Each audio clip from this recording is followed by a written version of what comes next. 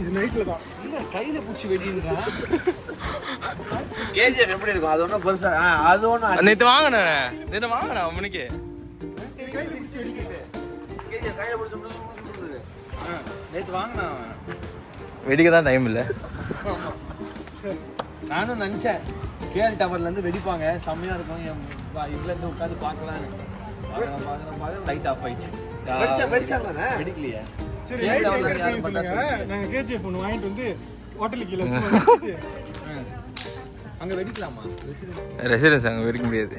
Residence வெளியே வெடிக்கலாம்.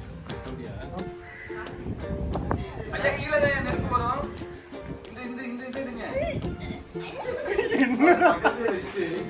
நெருப்பு கீழே வரும், 4 பக்கமும் போகணும்.